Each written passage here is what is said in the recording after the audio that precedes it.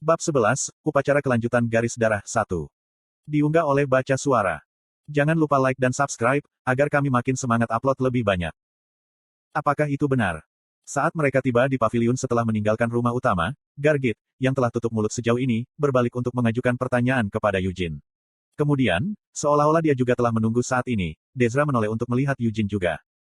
Apa? Eugene bertanya sebagai balasan. Kamu, apakah kamu benar-benar berduel dengan Qian Leonhardt?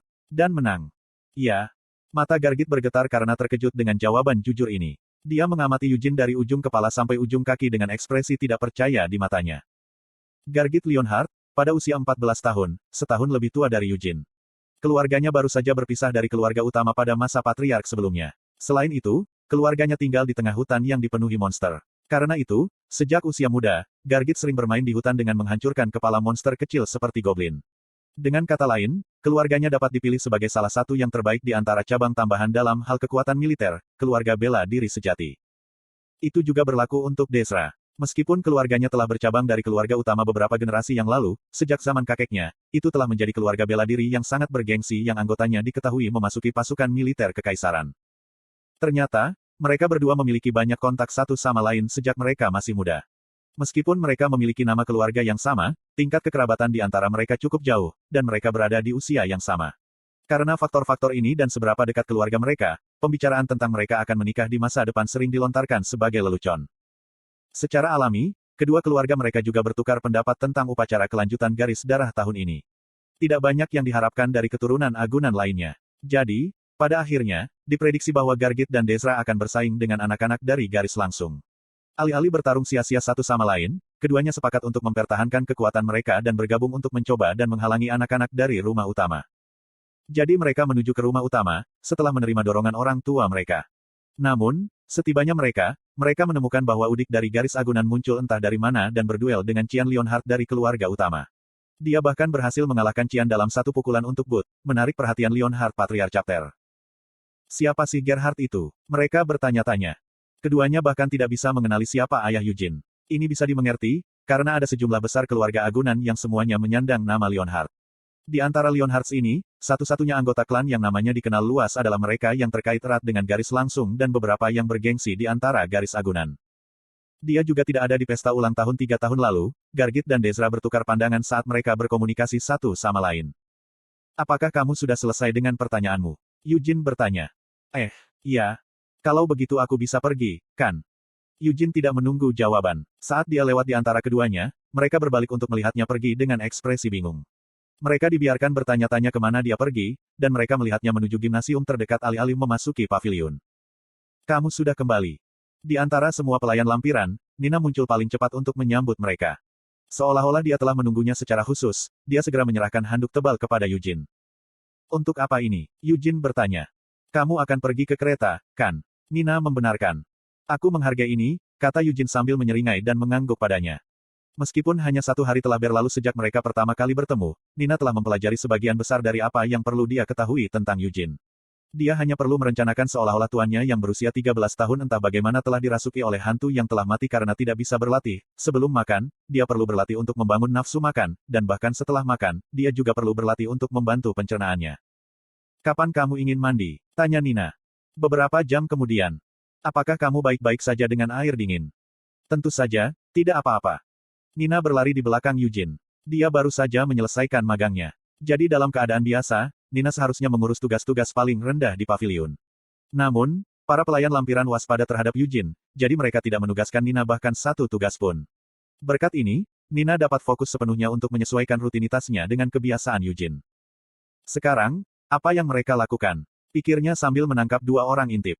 Eugene telah menyelesaikan latihan seluruh tubuh sebelumnya hari itu, dan karena udara malam sangat menyegarkan, dia telah merencanakan untuk mengayunkan pedang kayunya beberapa kali, tapi Gargit dan Dezra sekarang menatapnya dari kejauhan.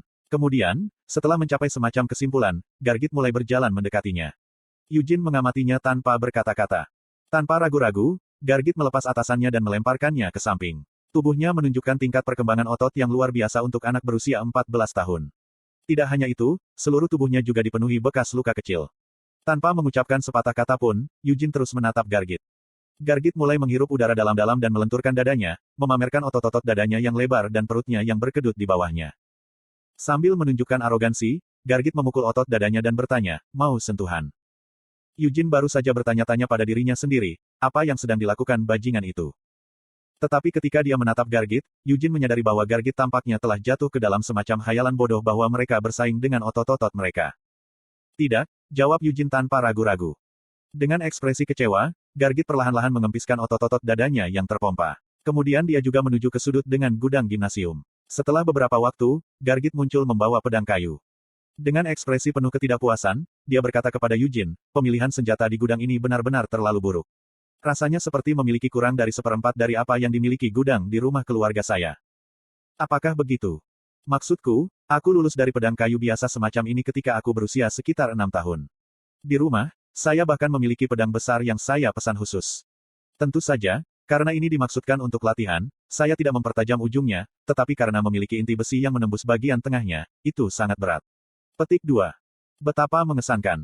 Sepertinya kamu juga sudah banyak berlatih sebelum datang ke sini, tapi... Gargit melirik lengan bawah Eugene yang dengannya dia memegang pedangnya. Itu pasti tidak bisa dibandingkan dengan lengan tebal Gargit sendiri, tetapi Gargit dapat dengan jelas mengatakan bahwa lengan Eugene telah menjalani pelatihan yang lama.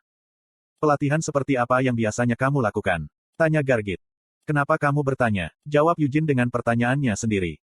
Kudengar kau mengalahkan Qian, kan? Bagaimana kamu berlatih yang memungkinkan kamu untuk mengalahkan Qian Leonhard, seorang anak dari garis langsung? Petik 2.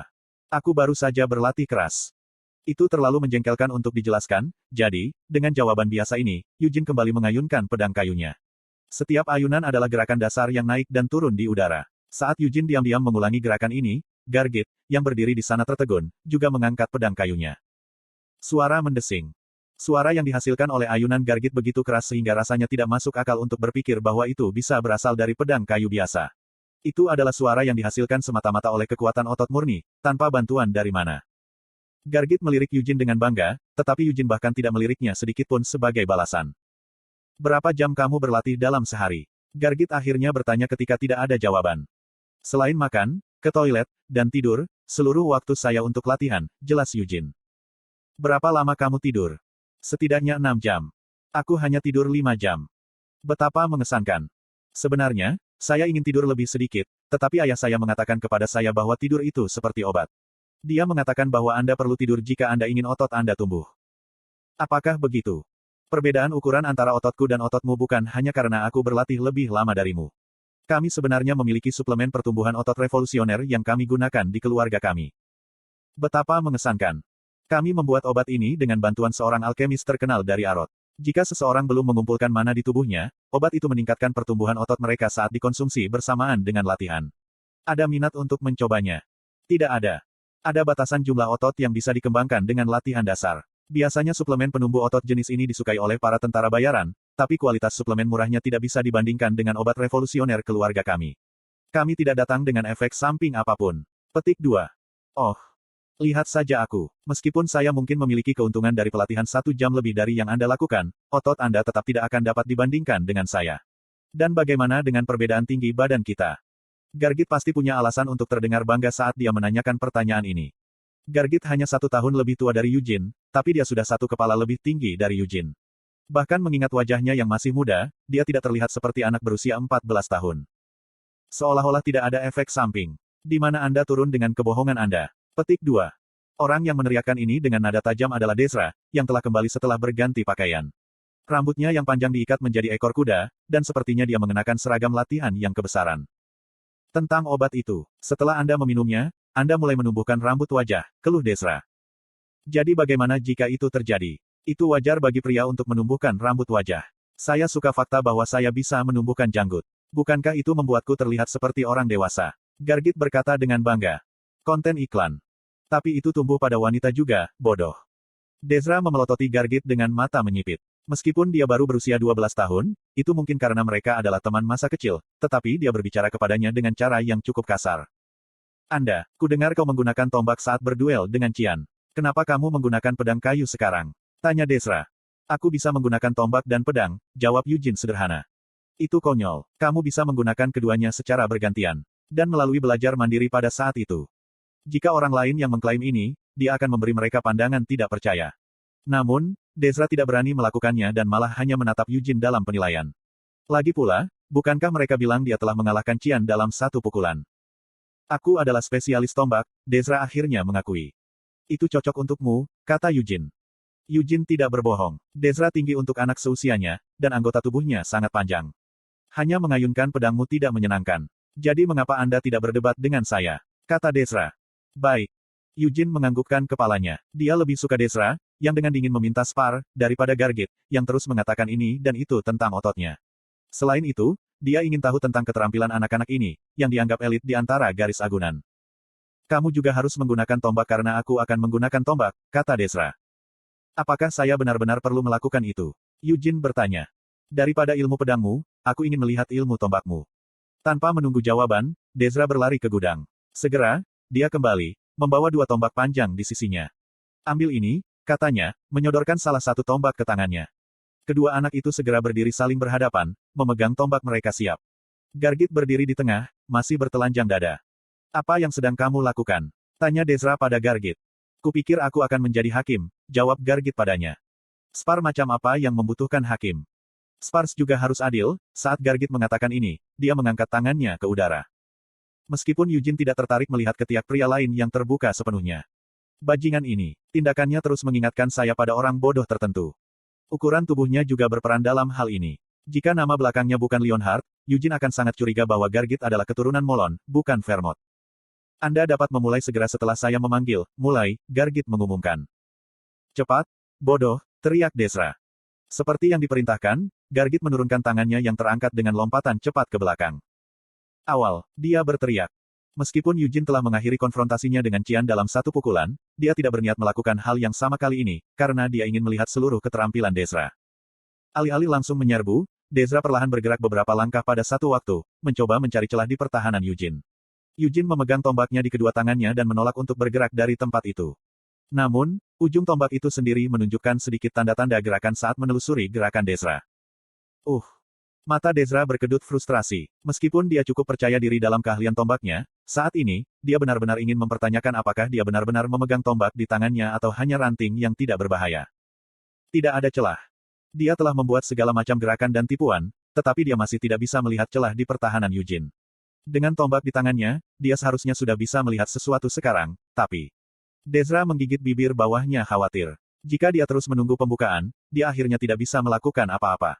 Meyakinkan dirinya akan hal ini, Desra dengan berani melangkah maju.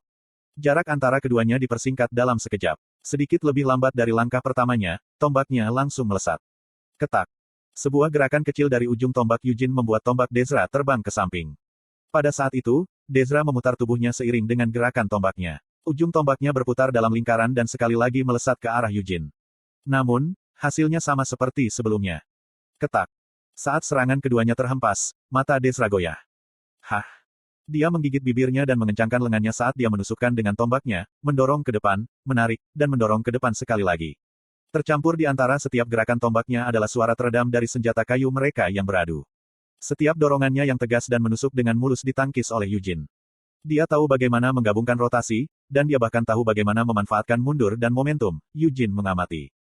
Jika Anda menganggap bahwa dia tidak bisa menggunakan mana, itu adalah kinerja yang cukup mengesankan.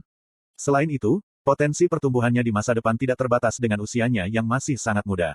Tapi itu semua pembicaraan untuk masa depan. Saat ini, dia masih bukan lawan Yujin. Batang tombaknya tiba-tiba meluncur melalui tangan Desra. Dia sengaja menurunkan cengkeramannya pada panjang tombaknya untuk memperluas jangkauan serangan tombak untuk satu pukulan. Suara mendesing. Serangan itu menebas Yujin dari atas. Sambil tersenyum, Yujin memutar tubuhnya ke samping. Setelah menangkis begitu lama, ini adalah pertama kalinya dia benar-benar menghindar. Desra menarik keyakinan dari fakta ini. Jika dia bisa mundur untuk serangan lain. Meskipun pikirannya telah mengarah ke sini, kenyataan tidak berubah seperti yang Desra bayangkan. Saat tombaknya sudah dekat dengan tanah, Yujin menginjaknya. Kemudian, pada saat yang sama, dia menikamkan tombaknya ke arah Desra. Dia tersentak saat tombak itu terbang ke arah wajahnya, dan dia melemparkan kepalanya ke belakang dengan teriakan. Tombak itu berhenti tepat sebelum bisa menyentuh ujung hidung Desra. Dia mengerutkan bibirnya dan melihat ke ujung tombaknya untuk melihat wajah Yujin yang menyeringai. Kenapa dia begitu berat? Desra telah mencoba mengeluarkan tombaknya yang terperangkap dengan sekuat tenaga, tetapi tidak peduli berapa banyak kekuatan yang dia gunakan, tombak itu tidak mau bergerak. Meskipun dia hanya menginjaknya dengan satu kaki.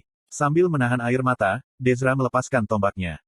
Alih-alih tidak dapat mengeluarkan tombaknya, fakta bahwa tubuh Yujin bahkan tidak terguncang, meskipun dia menarik dengan semua kekuatan yang dia miliki, yang meyakinkan Dezra tentang kekalahannya.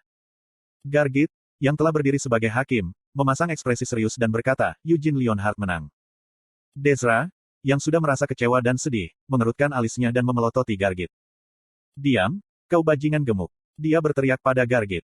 Aku tidak gemuk, lemak hanya mengacu pada seseorang seperti Hansen. Aku menyuruhmu diam. Gargit menggelengkan kepalanya dengan kecewa, Dezra. Jadi Anda tidak belajar apa-apa dari pidato mengesankan Lionheart Patriarch sebelumnya. Anda seharusnya tidak menganggap kekalahan Anda memalukan, dan Anda harus bisa menghormati kehormatan lawan Anda. Petik 2. Aduh, dengan erangan ini, Dezra terhuyung beberapa langkah ke belakang, tidak bisa mengatakan apa-apa untuk membela dirinya sendiri. Setelah menghembuskan napas lelah, dia berbalik dan menundukkan kepalanya ke arah Yujin, berkata, aku kalah. Itu benar, jawab Yujin dengan senyum bahagia. Tapi kamu cukup bagus dengan tombak. Apakah kamu mengolok-olok saya? Meskipun dia tulus, Dezra meneriakinya dengan marah.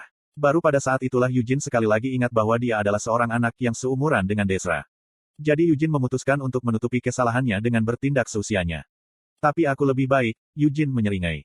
Bajingan ini, Dezra mendesis dari sela-sela gigi yang terkatup.